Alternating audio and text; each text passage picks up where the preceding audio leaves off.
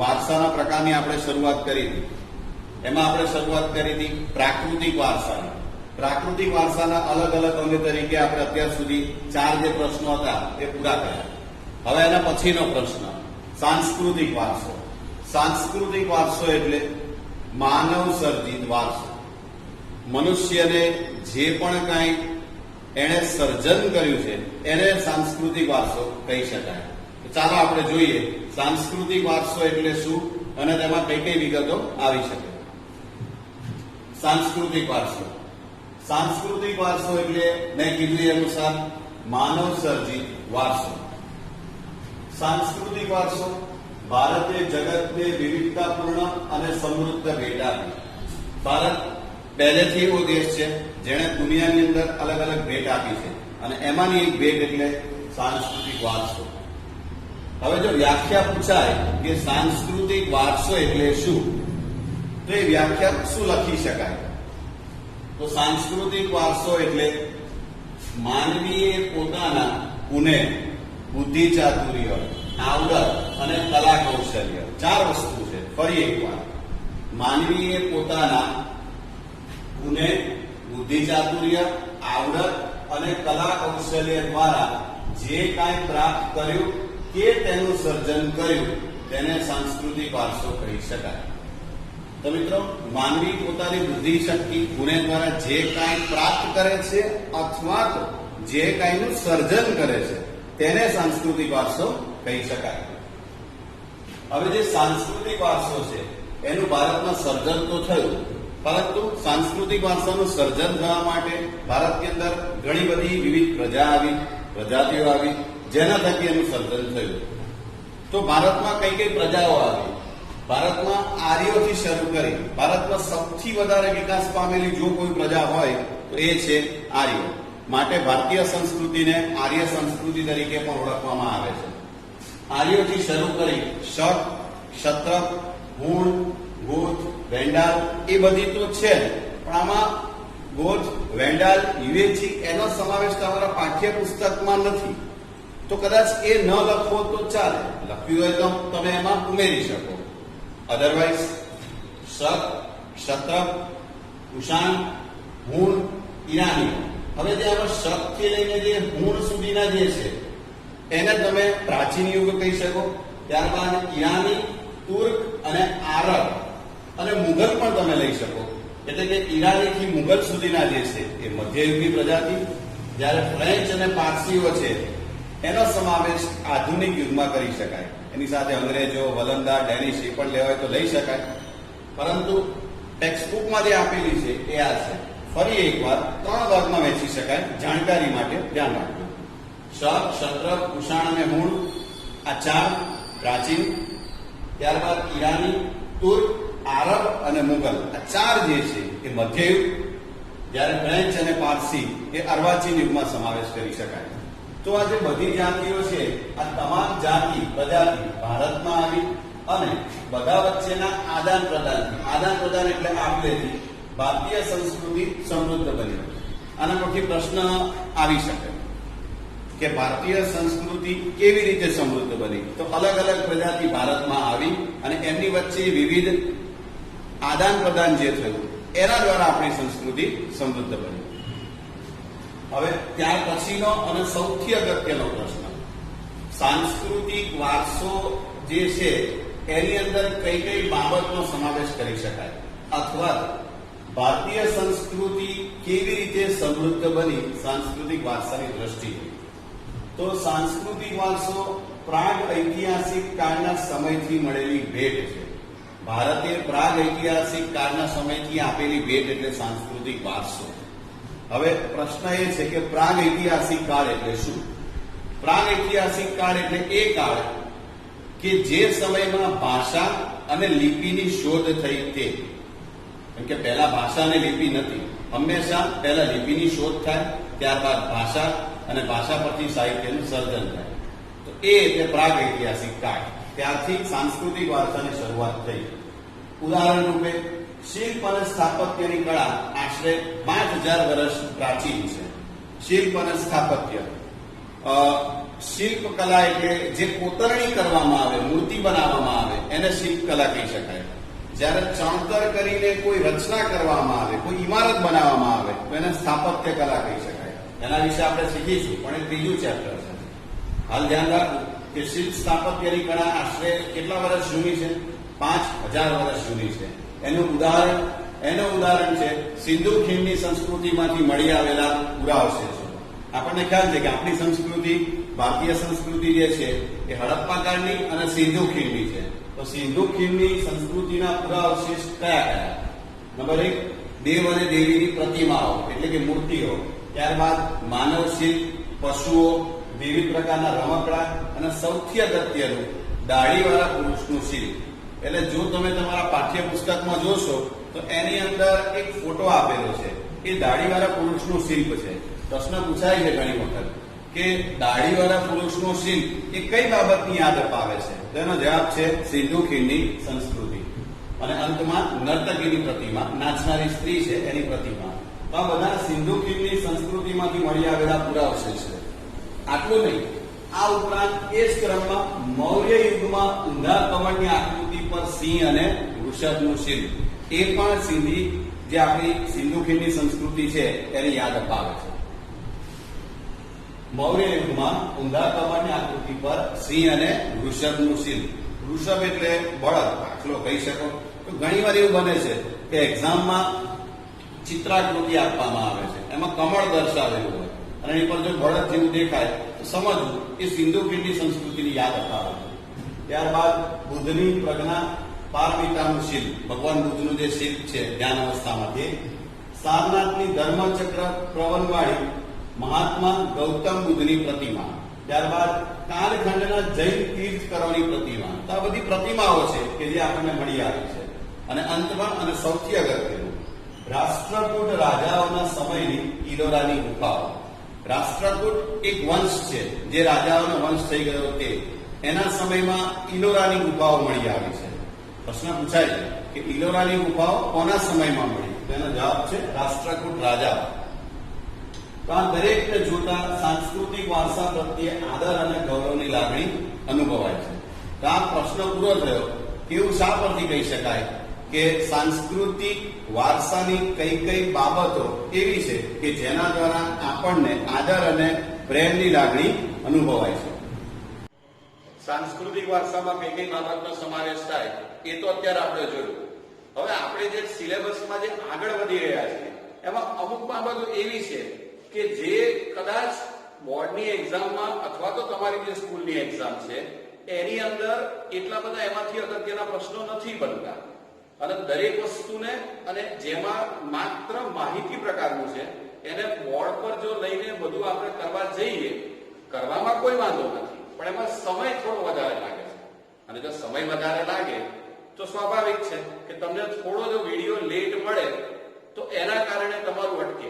એટલે હવે આપણે શું કરવાનું છે કે જે થોડા ઓછા અગત્યના મુદ્દા છે કે જેને આપણે ખાસ કરીને ડાયરેક્ટલી ચોપડીમાંથી સમજી શકાય તેવા છે, એને આપણે ડાયરેક્ટલી ચોપડીમાંથી સમજવાની કોશિશ કરીશું. જેથી બે ફાયદા થાય.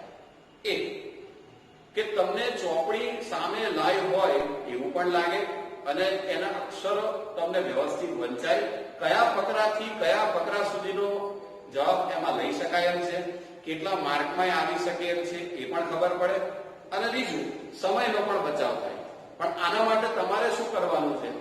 તમારે ફરજિયાત તમારી પાસે બાજુમાં એક ચોપડી રાખવાની છે અને સાથે તમે લઈને બેસશો એક પેન્સિલ કે જેમાં થોડું અંડરલાઈન કરવા જેવું લાગે એ તમે કરશો, માર્ક કઈ લખવા જેવા લાગે એ તમે લખી લેશો, અને બાજુમાં એક ચોપડો પણ સાથે તમારે રાખવાનો છે કે જેથી કરી કોઈ અગત્યનો પ્રશ્ન હું કહું તે પ્રશ્ન તરત તમે લખી લો. એટલે ધારો કે એક પેજ છે એની પર 2 પ્રશ્ન થયા, એક 2 માર્કનો અને એક 3 માર્કનો. તો હું પ્રશ્ન જયારે બોલું તો પ્રશ્ન તમારે ચોપડામાં લખી દેવાનો અને જવાબ છે એ મેં ચોપડીમાં ટીક કરેલો હું તમને બતાવીશ વિડીયોમાં. તો તમારે સાથે સાથે પેન્સિલ જેવી રીતે હું બતાવતો જો ચોપડીમાં એવી રીતે એકવાર વિડીયો જોયા પછી એકવાર જાતે પ્રયત્ન કરી દો અને સમજવાની કોશિશ કરી. તો મને લાગે છે ત્યાં સુધી તમને એનાથી સમજણ વધારે ક્લિયર થશે. તો ચાલો આપણે હવે આપણો જે આગળનો ટોપિક છે એને ખાસ કરીને અમુક એવી બાબતો કે જે માત્ર માહિતી પ્રકારની છે અને કોષ્ટક છે કે જેમાં ગુજરાતના અલગ અલગ મેળાઓ વિશેની માહિતી છે એને સમજવાની કોશિશ કરીએ. અને જે સૌથી અગત્યના મુદ્દા છે એને તો આપણે ફરી એકવાર બોર્ડ ઉપર અથવા તો પેપરની અંદર એક પ્રેઝન્ટેશન સ્વરૂપે એને પણ આપણે આગળ જતા સમજવાની કોશિશ કરીશું. મિત્રો, આમાં જે ઓનલાઈન આપણે જે સમજી રહ્યા છીએ એમાં અલગ અલગ ટોપિકને ધ્યાનમાં રાખીને એના સ્વરૂપ પણ બદલાતા રહેશે. જેમની પાસે ચોપડી ના હોય એમણે શું કરવું? તો આપણે તમને પીડીએફમાં એક ચોપડી મોકલેલી છે. તો એ ચોપડી એમાંથી મોબાઈલમાં ડાઉનલોડ કરી લેવી અને ખાસ કરીને એમાંથી પહેલું ચેપ્ટર જે છે એની પ્રિન્ટ આઉટ તમારે કાઢી લેવી. કેમ કે પહેલા ચેપ્ટરની પ્રિન્ટ આઉટ કાઢશો એટલે શું થશે? કદાચ પહેલું ચેપ્ટર જ્યાં સુધી પૂરું થશે ત્યાં સુધી તમારી પાસે ચોપડી આવી ગઈ હશે. તે પ્રિન્ટ આઉટ લઈને બેસવી અથવા તો ચોપડી હોય તો ચોપડી લઈને બેસવી, પણ તમારી પાસે ચોપડી અથવા પ્રિન્ટ આઉટ હોવી જરૂરી છે. તો ચાલો હવે આપણે એની શરૂઆત કરીએ. અત્યાર સુધી આપણે જે પૂરું કર્યું એ પ્રાગ ઐતિહાસિક સમયથી ભારતની વિશ્વની પ્રજાવાળો જે પેરેગ્રાફ છે ત્યાંથી લઈને ગર્વ અનુભવાય છે ત્યાં સુધી પૂરું કર્યું. હવે આપણે જોઈએ કે પ્રાકૃતિક વારસા બાદ સાંસ્કૃતિક વારસામાં કઈ કઈ બાબતનો સમાવેશ થાય છે. તો એનો જવાબ 2 માર્કનો અહીંયાથી શરૂ કરી અહીંયા સુધી આવે છે. આપણા સાંસ્કૃતિક વારસામાં મંદિરો, હિન્દુ ધર્મના શિલાલેખો.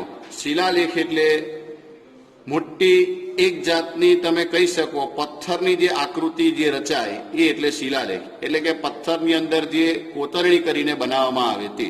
સ્તૂપ બૌદ્ધ ધર્મ સાથે સંકળાયેલું, ભગવાન બુદ્ધની જે અલગ અલગ અવશેષને મૂકવામાં આવ્યા તે. વિહારો બૌદ્ધ ધર્મ જે છે એના આશ્રમની અંદર જે બૌદ્ધ અને શિષ્ય વચ્ચેના જે સંવાદ હતા એ વિહારો. ચૈત્ય એમના પૂજા માટેનું એક સ્થળ કહી શકો બૌદ્ધ ધર્મનું. મકબરા. મકબરા મુખ્યત્વે ઇસ્લામ ધર્મ સાથે સંકળાયેલો શબ્દ છે કે જ્યારે ઇસ્લામ ધર્મની અંદર મૃત્યુ થાય ત્યારબાદ એવા કોઈ મોટા બાદશાહ હોય તો એની યાદમાં બનાવવામાં આવે એ એટલે મકબરો. મસ્જિદો, કિલ્લાઓ, ગુંબજો. ગુંબજ એટલે ગોળાકાર જે રચના કરવામાં આવે તે. રાજમહેલ, દરવાજા, ઇમારત, ઉત્ખનન કરેલા સ્થળો. ઉત્ખનન એટલે ખોદકામ કરેલા જે સ્થળ છે એને ઉત્ખનન કરેલા સ્થળ કહી શકાય. તેમજ ઐતિહાસિક સ્મારકનો સમાવેશ કરી શકાય. ઐતિહાસિક સ્મારકની અંદર તમે સમાવેશ કરી શકો લાલ કિલ્લો આવી શકે એની અંદર, ત્યારબાદ તાજમહેલ આવી શકે, કુતુબ મિનાર આવી શકે, અને આપણા સ્વાતંત્ર્ય સંગ્રામના ઐતિહાસિક સ્થળો જેમ કે જલિયાવાલા બાગ જેવા કે બીજા પણ આમાં આપેલા છે. સાબરમતી આશ્રમ, દાંડી, બારડોલી. હવે આ 3 તમે જુઓ ધ્યાનથી તો આ ગાંધીજી સાથે સંકળાયેલા શબ્દો છે જેના વિશેની માહિતી તમે 8મા અને 9મા ધોરણમાં મેળવી છે. વર્ધા વિનોબા ભાવેનો જે આશ્રમ હતો તે. શાંતિનિકેતન રવિન્દ્રનાથ ટાગોરે જે રચના કરી હતી તે. દિલ્હી કે જ્યાં આગળથી આઝાદીની લડતની શરૂઆત થઈ હતી તે. વગેરે પણ સાંસ્કૃતિક વારસા તરીકે ઓળખાવી શકાય. ભાષા, લિપિ, અંક, શૂન્યની શોધ, ગણિત, પંચાંગ, ખગોળ, લોખંડ, સાહિત્ય, ધર્મ, યુદ્ધશાસ્ત્ર, આ બધી જે બાબતો છે આના વિશેની માહિતી ડિટેલમાં આપણે મેળવીશું 5મા ચેપ્ટરમાં. રથ, રાજ્યશાસ્ત્ર, પોલિટિક્સ જે આપણે કહીએ છીએ તે. પ્રાણીશાસ્ત્ર, વનસ્પતિશાસ્ત્ર, બોટની જે કહેવાય કે જેમાં અલગ અલગ વનસ્પતિનો અભ્યાસ થાય છે. વાસ્તુશાસ્ત્ર, ધર્મ, ગણતંત્ર, વ્યવસ્થા જે ચલાવવામાં આવે છે તે. ન્યાયતંત્ર, વિધિ વિધાન નસીબ પર આધારિત છે કે જેને આપણે જ્યોતિષશાસ્ત્ર કહી શકીએ. પર્યાવરણ, સુરક્ષા આદિ એટલે વગેરે ઘણી મહત્વની શોધ પણ ભારતમાં થઈ છે. તો આ 2 માર્કનો પ્રશ્ન અહીંયાથી અહીંયા સુધીનો પૂરો થયો કે સાંસ્કૃતિક વારસામાં કઈ કઈ બાબતનો સમાવેશ કરી શકાય. તો તમે આટલો જવાબ તૈયાર કરી શકો. હવે આપણે જોઈએ ગુજરાતનો સાંસ્કૃતિક વારસો જે 3 માર્કમાં પૂછાય છે. ગુજરાતની અંદર જે અલગ અલગ બાબતો આવેલી છે, જેવા અલગ સ્થળ છે એના વિશેની વિગત જોઈએ. સાંસ્કૃતિક, પૌરાણિક અને પુરાતત્વીય મહત્વ ધરાવતા સ્થળોમાં સૌથી પહેલું આવશે લોથલ એટલે કે ધોળકા તાલુકો. આ બધા એક વાક્ય અને MCQમાં ધ્યાનમાં રાખવાના એવા છે. બીજું રંગોપુર લીંબડી તાલુકો સુરેન્દ્રનગર જિલ્લો, ત્રીજું ધોળાવીરા કચ્છ જિલ્લો, ચોથું રોજડી અથવા શ્રીનાથગઢ રાજકોટ જિલ્લો વગેરે મુખ્ય છે. આ મુખ્ય થયા એક વાક્ય માટેના. ત્યારબાદ વડનગરનું કીર્તિ તોરણ, જૂનાગઢમાં આવેલો સમ્રાટનો અશોકનો શિલાલેખ, જે અહીંયા તમને ફોટોગ્રાફ જે દેખાય છે એ અશોકનો શિલાલેખ છે. ત્યારબાદ મોઢેરાનું સૂર્ય મંદિર, ચાંપાનેરનો દરવાજો. મોઢેરાના સૂર્ય મંદિર વિશે ટૂંકનોંધ છે પણ એ ત્રીજા ચેપ્ટરમાં છે. સિદ્ધપુરનો રુદ્રમહાલ, વિરમગામનું મુનસર તળાવ, અમદાવાદની જામા મસ્જિદ, ઝુલતા મિનારા, સીદી સૈયદની જાળી. સૌથી પ્રખ્યાત જે છે અમદાવાદની એ સીદી સૈયદની જાળી છે, અને ખાસ તમે ધ્યાન રાખશો. ત્યારબાદ હઠીસિંહના દેહરા, એ પણ અમદાવાદમાં આવેલું છે. પાટણનું સહસ્ત્રલિંગ તળાવ પ્રખ્યાત, આ પણ ઘણું અગત્યનું.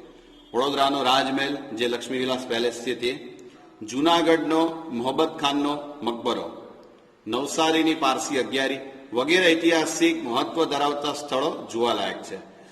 અહીંયાથી અહીંયા સુધીના દરેક છે આ તમામનો સમાવેશ ગુજરાતના સાંસ્કૃતિક વારસાના સ્થળ તરીકે કરી શકાય. ત્યારબાદ ધાર્મિક મહત્વ ધરાવતા સ્થાનોની અંદર દ્વારકામાં આવેલું દ્વારકાધીશનું મંદિર. મિત્રો તમને ખબર છે દ્વારકા જે છે એની અંદર જે દ્વારકાધીશનું મંદિર છે એ ઘણું પ્રખ્યાત છે, હિન્દુ ધર્મ માટે ઘણી અગત્યની જગ્યા. ત્યારબાદ જગતગુરુ શંકરાચાર્યની શારદા પીઠ, 12 જ્યોતિર્લિંગ પૈકીનું એક સોમનાથનું મંદિર. ગુજરાતની અંદર એક જે જ્યોતિર્લિંગ આવેલું છે એ એટલે સોમનાથનું મંદિર. ત્યાર પછી ઉત્તર ગુજરાતમાં અંબાજી બનાસકાંઠા જિલ્લો, બહુચરાજી મહેસાણા જિલ્લો, મહાકાલી માતાજી પાવાગઢ પંચમહાલ જિલ્લો, મીરા દાતાર ઉનાવા મહેસાણા જિલ્લો, જૈન તીર્થ પાલીતાણા ભાવનગર જિલ્લો. આને ખાસ ધ્યાન રાખવું, આ વધારે પૂછાય છે.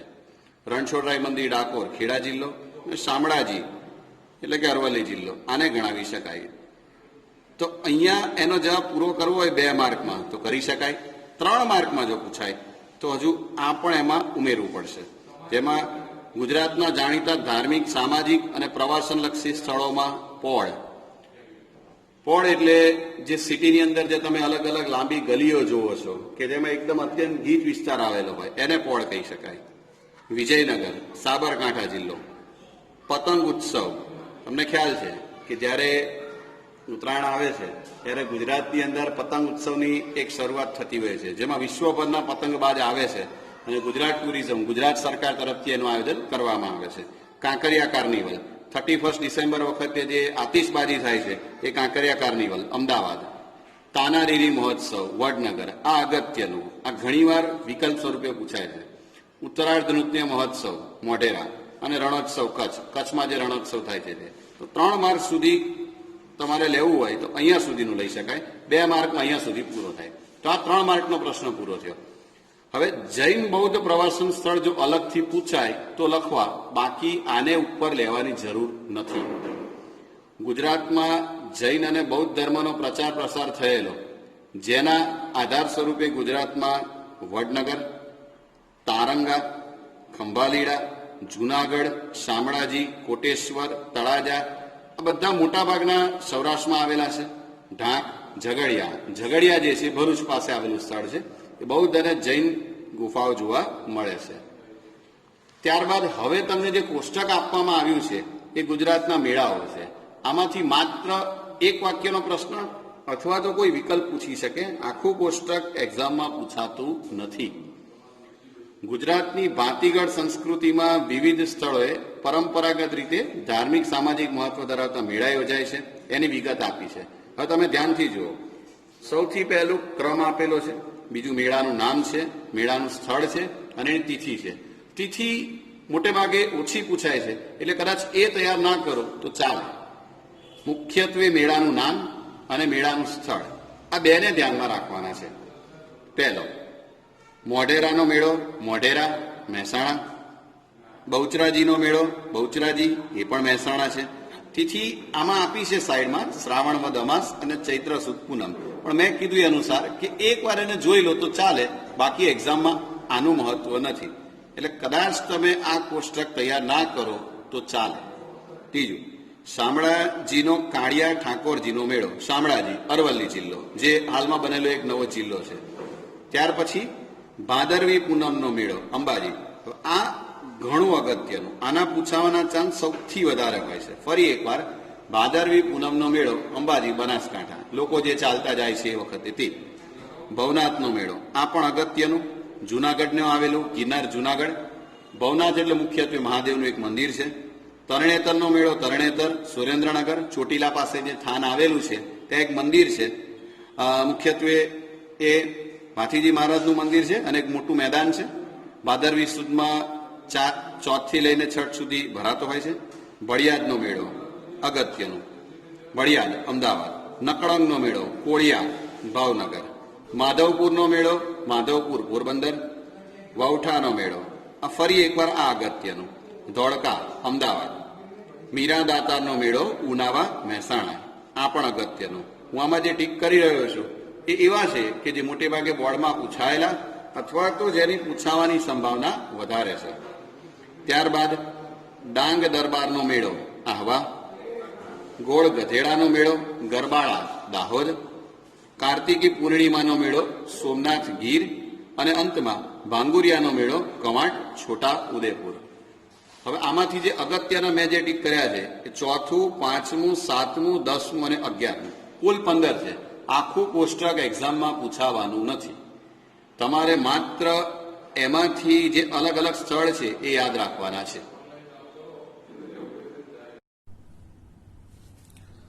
ભારતની ભૂમિ અને તેના લોકો. આદિમાનવ જે હતા એ પૂર્વ દક્ષિણ આફ્રિકામાં થઈ ભારત આવ્યા અને અનેક વિદેશી પ્રજા અને જાતિઓ ભારતમાં આવી. પરિણામે ભારતની અંદર લગભગ દરેક પ્રકારની જે જાતિ છે એના તત્વો મળી આવે છે. તો ચાલો આપણે શીખીએ કે કઈ કઈ પ્રકારની જાતિઓ ભારતમાં આવી. તો ભારત છે જે ભારતની અંદર સૌથી પ્રાચીન પ્રજા તરીકે દ્રવિડોની ગણના થતી. હવે દ્રવિડો છે એ પણ એક જાતિ છે કે જેની ગણતરી ભારતની અતિ પ્રાચીનતા તરીકે કરવામાં આવતી હતી. પરંતુ ત્યારબાદ નૃવંશાસ્ત્રી જોઈએ આપણે. ત્યારબાદ નૃવંશાસ્ત્રી અને બીજા નંબરે ભાષાશાસ્ત્રી કે જે લોકો ભાષાને લગતી શોધ કરે છે. એ લોકોની જે શોધ છે એ શોધે એવું સાબિત કર્યું કે દ્રવિડો આવીને વસ્યા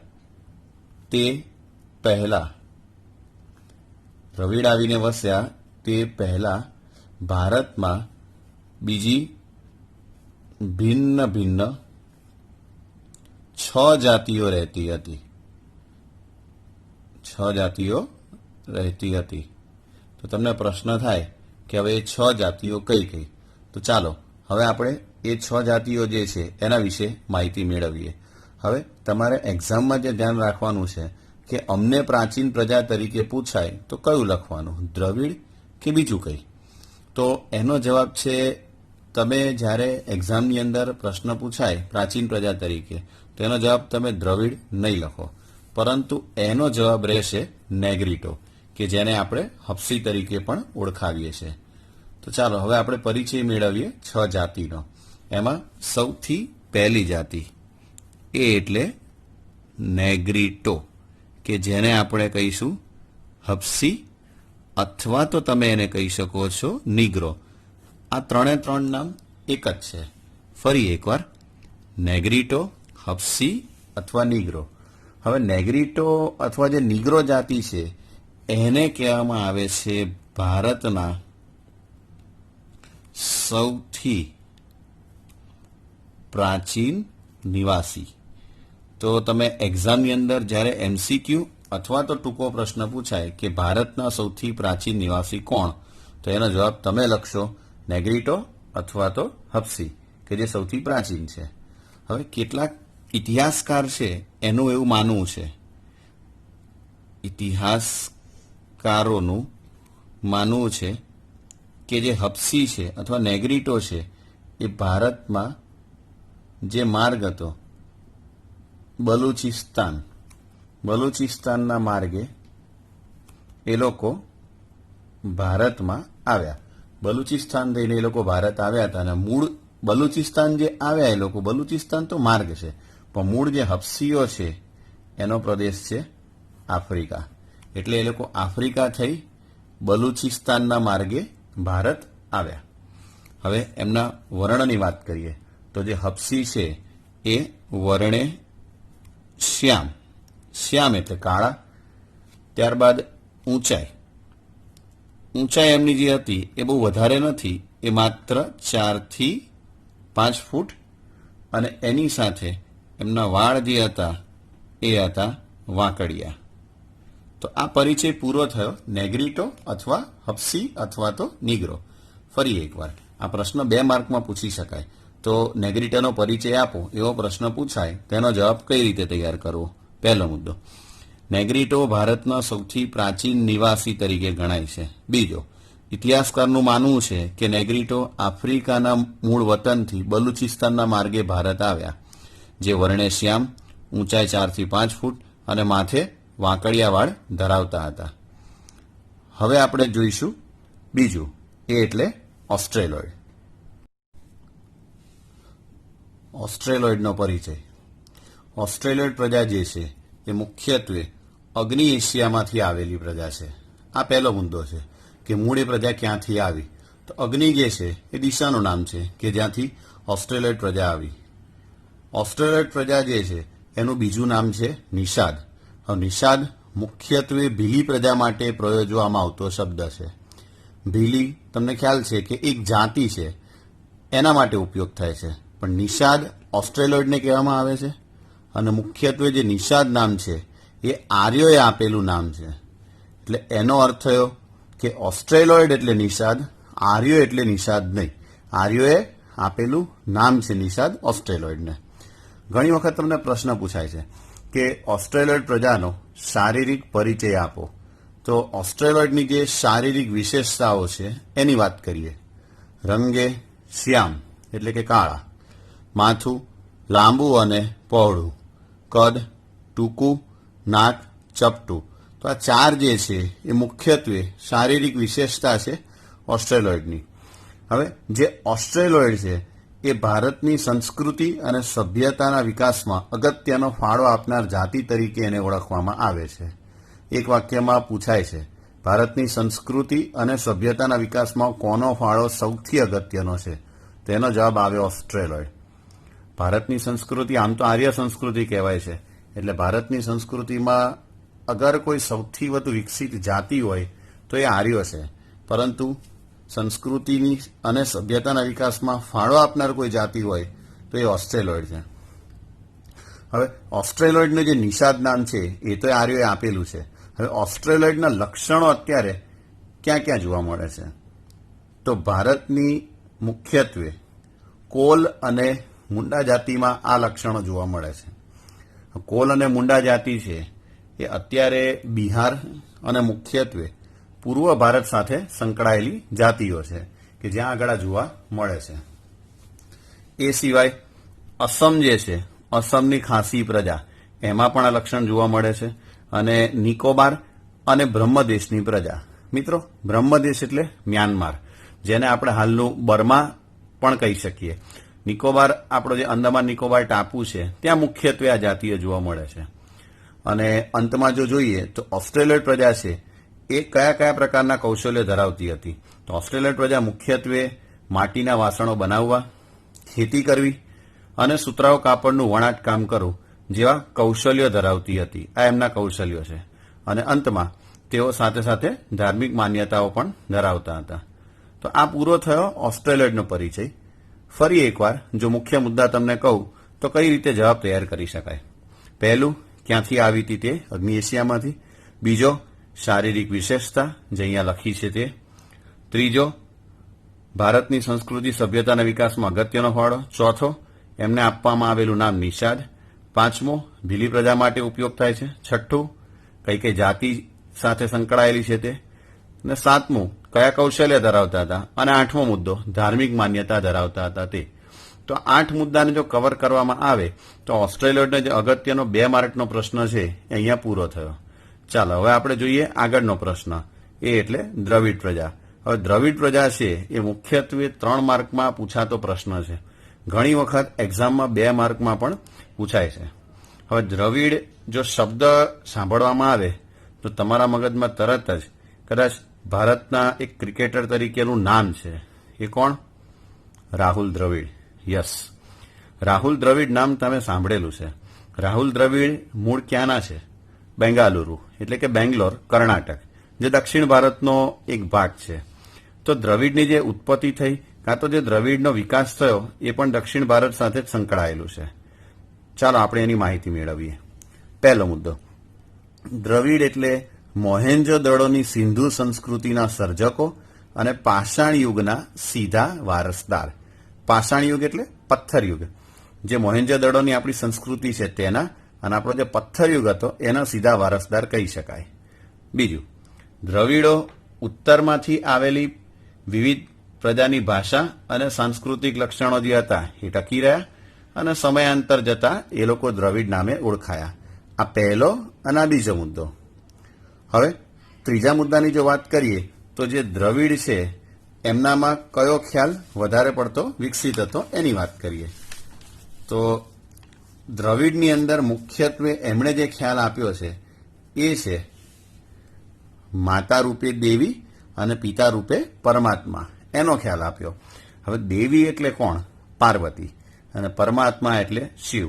આખા જગતના જે પરમાત્મા કહેવાય એ શિવ અને પાર્વતીનો ખ્યાલ છે એ દ્રવિડોએ આપ્યો. ફરી એકવાર, માતા રૂપે દેવી અને પિતા રૂપે પરમાત્માનો ખ્યાલ આપ્યો, જેમાંથી શિવ અને પાર્વતીનો ખ્યાલ વિકાસ પામ્યો અને એની પૂજાની જે સમજ છે એ દ્રવિડોએ આપી. મૂળ આર્યો જે હતા એમણે સ્વીકારી તેને સંસ્કૃતિના અથવા તો પ્રકૃતિના દેવ તરીકે પુનઃસ્થાપિત કરી દીધા. તો જે પ્રકૃતિની પૂજાની જે વાત છે એ પણ આર્યોએ સ્વીકારી એ દ્રવિડ પાસેથી. દ્રવિડ એની સાથે ધૂપ, દીપ અને આરતીથી પૂજા કરવાની પરંપરાના શોધક પણ કહેવાય છે. મિત્રો, તમને ખ્યાલ છે કે આપણા ઘરમાં ગમે ત્યારે ભગવાનની પૂજા કરવામાં આવે છે, દીપ એટલે કે દીવો કરવામાં આવે છે, આરતી ઉતારવામાં આવે છે, અગરબત્તી અથવા ધૂપ પણ કરવામાં આવે છે, જેથી આપણું ચિત્ત એકાગ્ર થઈ ભગવાનની પૂજા કરી શકાય. કે એની પરંપરાની શરૂઆત પણ દ્રવિડોએ કરી. દ્રવિડોમાં મુખ્યત્વે માતૃમૂલક કુટુંબ પ્રથા હતી. આપણી અત્યારની જે કુટુંબ પ્રથા છે એ પિતૃપ્રધાન છે, એટલે કે આપણા નામની પાછળ પિતાનું નામ લાગે છે. એ વખતે માતાનું નામ લાગતું હતું, એટલે એમનામાં માતૃમૂલક કુટુંબ પ્રથા હતી. દ્રવિડો ધૂપ, દીપ, આરતીથી પૂજા કરવાની પરંપરા શરૂઆત કરી. એની સાથે પ્રકૃતિ પૂજા અને પશુ પૂજાની શરૂઆત પણ દ્રવિડોએ કરી. આપણને ખ્યાલ છે કે આપણા દેશની અંદર અત્યારે ચોમાસું ચાલી રહ્યું છે, તો વરસાદની જ્યારે શરૂઆત થાય છે તો વરસાદની પણ પૂજા થાય છે, પહાડોની પણ પૂજા કરવામાં આવે છે, જંગલની પણ થાય છે અને વૃક્ષોની પણ પૂજા થાય છે. તો એની શરૂઆત દ્રવિડોએ કરી. પશુ પૂજા, ગાય હોય એ પણ પૂજનીય છે. ત્યારથી લઈને જેટલા પણ પ્રાણીઓ છે અલગ અલગ, આપણે આગળ વન્યજીવનમાં જોયું હતું કે અલગ અલગ પ્રાણીઓ દેવી દેવતાએ વાહન તરીકે સ્વીકાર્યા, તે પશુઓની પણ પૂજા થાય છે. તો આ બધી શરૂઆત દ્રવિડોએ કરી અને જે તત્વો સ્વીકાર્યા એમાંથી શું થયું? સમય જતા આંતરજ્ઞાતીય લગ્નોની શરૂઆત થઈ કે જેથી કરી એક જ્ઞાતિના બીજી જ્ઞાતિ સાથે લગ્નો શરૂ થયા. હવે દ્રવિડ જે છે એ એની સાથે કયા કયા કાર્યોમાં નિષ્ણાત હતા? તો અવકાશી ગ્રહોના ક્ષેત્રમાં વિવિધ કલાઓ જેમ કે સૂતર કાંતવું, વણવું, રંગવું, ત્યારબાદ હોળી અને તરાપા જેવા ક્ષેત્રોમાં એમનું પ્રદાન રહેલું છે. હોળી તમને ખ્યાલ છે, તરાપા એટલે મુખ્યત્વે નીચેની સાઈડ ડ્રમ અથવા વાંસ જેવી વસ્તુઓ મૂકી એક ફ્લેટ પતરું મૂકવામાં આવે તો એને તરાપો કહી શકો. આનું ઉદાહરણ તમને હું આપી શકું કે ગણપતિ જ્યારે પધરાવા જાય ત્યારે ગણપતિની મૂર્તિને લઈને જે જવામાં આવે છે મુખ્યત્વે એને તરાપા કહી શકાય. આર્યોના પ્રભુત્વ બાદ દક્ષિણ તરફ દ્રવિડો ખસી ગયા. શરૂઆતમાં દ્રવિડો ઉત્તર ભારતમાં હતા, પરંતુ જેવા આર્યો વિકાસ પામ્યા, આપણને ખ્યાલ છે આર્યો સૌથી વધુ વિકસિત પ્રજા છે ભારતની, એટલે આર્યોનું જે પ્રભુત્વ હતું ત્યારબાદ દ્રવિડો દક્ષિણ તરફ ખસી ગયા, જેના કારણે આજે પણ દક્ષિણ ભારતમાં જો તમે જાઓ તો દ્રવિડ કુળની ભાષાનો મુખ્યત્વે પ્રભાવ જોવા મળે છે. એટલે દ્રવિડ કુળની મુખ્યત્વે 4 ભાષા: તમિલ, તેલુગુ, કન્નડ અને મલયાલમ. તમિલ ભાષા જે છે એ મુખ્યત્વે તમિલનાડુમાં હાલમાં બોલાય છે. તેલુગુ આંધ્રપ્રદેશ અને જે તેલંગાણા છે ત્યાં બોલાય છે. કન્નડ કર્ણાટકની ભાષા છે અને મલયાલમ કેરાલામાં ઉપયોગ થાય છે. એટલે સાઉથ આપણે જે કહીએ છીએ દક્ષિણ ભારત એ મુખ્યત્વે તમિલનાડુ, આંધ્રપ્રદેશ અને અત્યારે તેલંગાણા, એની સાથે કર્ણાટક અને કેરળ, આ 4 રાજ્યોનો સમાવેશ થાય. એટલે કે દ્રવિડ કુળની 4 ભાષા તમિલ, તેલુગુ, કન્નડ અને મલયાલમ. એમાંથી તમે ખાસ ધ્યાન રાખશો કે તમિલ ભાષા છે એ સૌથી પ્રાચીન ભાષા છે અને એનો ઉદય થયો હતો ઈસવીસન પૂર્વે 1લી શતાબ્દીમાં, એટલે કે 1લી સદી દરમિયાન. અને તમિલ પ્રારંભિક સાહિત્ય છે એ ઉર્મિઓથી, અભિવ્યક્તિથી ભરેલું છે. એટલે કે શરૂઆતનું જે સાહિત્યની ઉર્મિઓ છે એની બધી જ રચના તમિલમાં છે. પણ આના વિશે આપણે માહિતી મેળવીશું, પણ એ ચોથા પ્રકરણમાં છે. તો આ દ્રવિડોનો પરિચય પૂરો થયો. ફરી એકવાર મુદ્દા એના કઈ રીતે લખી શકાય. આપણે જે શરૂઆત કરી હતી તો દ્રવિડ છે એ પહેલો મોહેન્જોદડોની અને સિંધુ સંસ્કૃતિના સર્જક અને પાષાણ યુગના વારસદાર. બીજું, ઉત્તરમાંથી એ લોકો આવીને વસ્યા તે મુદ્દો. ત્યારબાદ દ્રવિડોએ જે અલગ અલગ ખ્યાલ આપેલા છે આપણે એની વાત કરી. તેમાં ત્રીજું આવશે આ માતા રૂપે દેવીવાળો જે મુદ્દો હતો તે. ચોથો, ધૂપ દીપ આરતીથી શરૂઆત કરી. પાંચમો, પ્રકૃતિ પૂજા. છઠ્ઠો, આર્યોએ અલગ અલગ તત્વો સ્વીકાર્યા અને એમાંથી આંતરજ્ઞાતીય લગ્નની શરૂઆત થઈ. ત્યારબાદ માતૃમૂલક કુટુંબ પ્રથા હતી. એમના કાર્યોની અંદર અવકાશી ગ્રહો, કલાની વાત કરીશું. ત્યાર પછીના મુદ્દામાં આર્યોના પ્રભુત્વ બાદ દક્ષિણ તરફ ખસ્યા અને આજે દક્ષિણ ભારત કુળ જે છે દ્રવિડ કુળની ભાષાઓ, 4 ભાષાઓ, એનો પ્રભુત્વ જોવા મળે છે. અને શરૂઆતનું જે સાહિત્ય છે એ તમિલ ભાષા પરથી ઉર્મિઓની અભિવ્યક્તિથી ભરેલું છે. તો આ 3 માર્કનો દ્રવિડનો પરિચય જે છે એ પૂરો થયો. અન્ય પ્રજા. અન્ય પ્રજા તરીકે ભારતમાં મુખ્યત્વે પહેલી મોંગોલોઇડ અને બાકીની જે છે એ બીજી 3 છે, અલ્પાઇન, ડિનારિક અને આર્મેનોઇડનો સમાવેશ થાય છે.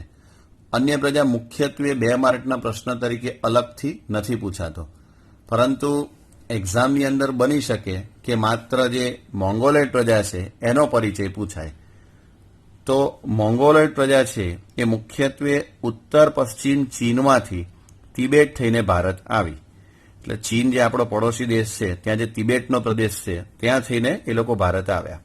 બીજું, મોંગોલોઇડ પ્રજા ઉત્તર આસામ, સિક્કિમ, ભૂતાન અને પૂર્વ બંગાળમાં એ લોકો મુખ્યત્વે પ્રસરી અને વિકાસ પામી અને સમય જતાં તેમનું ભારતીયકરણ થયું. હવે ભારતીયકરણ એટલે તેમણે અલગ અલગ પ્રકારના જે લક્ષણો અને પરંપરા જે ભારતની છે એ એમણે સ્વીકારી, માટે કહી શકાય કે એમનું ભારતીયકરણ થયું. એક વાક્યના પ્રશ્ન તરીકે ઘણી વખત પૂછાય છે કે મોંગોલોઇડ જે પ્રજાતિ છે એનો પરિચય આપો, એટલે કે એની શારીરિક રચના. તો મોંગોલોઇડ પ્રજા જે છે એનો વર્ણ પીળો. તો મિત્રો ધ્યાન રાખજો, એમનો વર્ણ પીળો હોવાને કારણે તમે ધ્યાનથી જો જોશો તો મોંગોલોઇડ પ્રજાને કિરાત નામે ઓળખવામાં આવતા હતા. ફરી એકવાર, મોંગોલોઇડ પ્રજાનો પીળો વર્ણ હોવાને કારણે તેમને કિરાત તરીકે ઓળખાતા. એટલે કે વર્ણ પીળો, ચહેરો એમનો ચપટો હતો, ગાલ ઉપસેલા હતા અને બદામ આકારની આંખો એ એમની શારીરિક વિશેષતા હતી. તો આ પ્રશ્ન નાનો છે. આમાં મુખ્યત્વે 3 વસ્તુ ધ્યાન રાખવાની છે. એક, ક્યાંથી આવીને એ લોકો વસ્યા તે. બીજું, ક્યાં આવીને એ લોકોએ વિકાસ કર્યો અને ભારતના કયા ભાગમાં જોવા મળે છે તે. અને ત્રીજું, એમનો શારીરિક પરિચય અને એનું બીજું નામ જે કિરાત છે તે. આ મોંગોલોઇડ. હવે બીજી જે 3 પ્રજા છે, હવે એના વિશે બહુ ટૂંકમાં માહિતી છે. એ અલ્પાઇન, ડિનારિક અને આર્મેનોઇડ. મુખ્યત્વે મધ્ય એશિયામાંથી આવેલી પ્રજા છે. એક સમાન ભૌતિક ગુણ ધરાવે છે. હવે એના શારીરિક વિશેષતા વિશે ડિટેલમાં અહીંયા વાત નથી કરવામાં આવી, માત્ર એટલું અહીંયા આપવામાં આવેલું છે કે એ એક સમાન ભૌતિક ગુણ ધરાવે છે. અને તેમના જે અંશ છે એ મહારાષ્ટ્ર, બંગાળ, ઓરિસ્સા, સૌરાષ્ટ્ર અને ગુજરાતમાં જોવા મળે છે. આ અન્ય પ્રજાના પરિચયમાં મોંગોલોઇડ, અલ્પાઇન, ડિનારિક અને આર્મેનોઇડનો પરિચય પૂરો થયો. તો હવે આપણે વાત કરીશું આપણા સૌથી અગત્યનો પ્રશ્ન જે તમને બોર્ડમાં પૂછાય છે અને 2 માર્કમાં અથવા 3 માર્કમાં આવી શકે અને ઘણો અગત્યનો પ્રશ્ન, એ એટલે આર્યોનો પરિચય. હવે આર્યો જે છે એના માટે સૌથી પહેલી વાત, ભારતની જે આર્ય સભ્યતાના નિર્માતાઓ છે એ આર્યો એટલે કે નોર્ડિક. મિત્રો ધ્યાન રાખજો, આર્યનું બીજું નામ નોર્ડિક છે. નિષાદ જે હતું એ આર્યોએ ઓસ્ટ્રેલોઇડને આપેલું બીજું નામ છે. એટલે કે નિષાદ એટલે ઓસ્ટ્રેલોઇડ અને નોર્ડિક એટલે આર્યો. પ્રાચીન કાળમાં હિન્દુઓ આર્યો કહેવાતા. એટલે આપણે જે ઋષિ મુનિઓ હતા એ જ મુખ્યત્વે આર્યો તરીકે ઓળખવામાં આવતા હતા. અને તેમની વસ્તી જે પ્રદેશમાં હોય તેને આર્ય વર્ત તરીકે ઓળખવામાં આવતું. એટલે કે હિન્દુઓ પહેલા જ્યાં રહેતા હતા એને આર્ય વર્ત તરીકે પણ ઓળખવામાં આવે છે. હવે આર્યો જે હતા એ સૌથી પહેલા વાયવ્ય ભારતમાં તેમની વસ્તી જોવા મળતી. વાયવ્ય દિશા એટલે ઉત્તર અને પશ્ચિમની વચ્ચેનો ભાગ કે જ્યાં આગળ હાલમાં આવેલું અફઘાનિસ્તાન અને બાકીનો જે પ્રદેશ છે એટલે કે ખાસ કરીને આપણું પંજાબ, હરિયાણા અને ઉપરની સાઈડ જમ્મુ કાશ્મીરનો ભાગ, ત્યાં એમની વસ્તી રહેલી હતી. અને ત્યાં 7 મોટી નદીઓ વહેતી હોવાને કારણે જે આર્યોનો જે ભાગ હતો જ્યાં વિકાસ પામ્યો એને સપ્ત સિંધુ તરીકે પણ ઓળખવામાં આવે છે. હવે આર્યો અન્ય સમકાલીન પ્રજા કરતા સૌથી વધુ વિકસિત પ્રજા હતી. આ ધ્યાન રાખજો, એક વાક્યમાં આવી શકે કે એવી કઈ પ્રજા છે કે જે અન્ય કોઈ પણ સમકાલીન પ્રજા કરતા સૌથી વધુ વિકાસ પામી, તો એનો જવાબ આવશે આર્યો. કેમ કે ભારતમાં આર્યો જ છે કે જે સૌથી વધારે વિકાસ પામ્યા. અને આર્યોનો જે વિસ્તાર થયો એ ઉત્તરમાં વૈદિક કાળમાં. હવે વૈદિક કાળ એટલે જે વખતે વેદની રચના ઋષિ મુનિઓએ કરી. આપણા જે હિન્દુ ધર્મના 4 વેદ છે, ઋગ્વેદ, સામવેદ, યજુર્વેદ અને અથર્વવેદ, એ વખતે વૈદિક કાળમાં મિથિલા નગરી છે એ મુખ્યત્વે બિહારમાં આવેલી છે. ત્યાંથી લઈને દક્ષિણમાં વિંધ્યાંચળ સુધી એનો વિકાસ થયો. વિંધ્યાંચળ એટલે વિંધ્યની જે પર્વતમાળા છે મધ્યપ્રદેશમાં આવેલી છે ત્યાં સુધી. એટલે આર્યો મુખ્યત્વે ઉત્તર ભારતનો જે પ્રદેશ છે ત્યાં પૂરતા સીમિત રહ્યા હતા. એની સાથે સાથે આર્યો પ્રકૃતિ પ્રેમી પણ હતા. હવે પ્રકૃતિ પ્રેમીની આપણે વાત કરીએ એની પહેલા આર્યો જે નામે પ્રખ્યાત થયા કાં તો આપણા દેશનું નામ પડ્યું એની વાત કરી લઈએ. તો આર્યો જે છે એ મુખ્યત્વે ભરત રાજા, જે રામના ભાઈ હતા એ, કે ભરત કુળના નામ પરથી આ વિશાળ પ્રદેશ જે હતો કે જ્યાં આર્યો વિકાસ પામ્યા હતા એ ભરત ભૂમિ, ભરત રાજા હતા એટલે ભરતખંડ, ભારત વર્ષ અથવા તો ભારત, જે આપણા દેશનું નામ પડ્યું છે તે. ફરી એકવાર આપણા દેશના જે મુખ્ય 4 નામ છે તે ભરત ભૂમિ, ભરતખંડ, ભારત વર્ષ અથવા તો ભારત.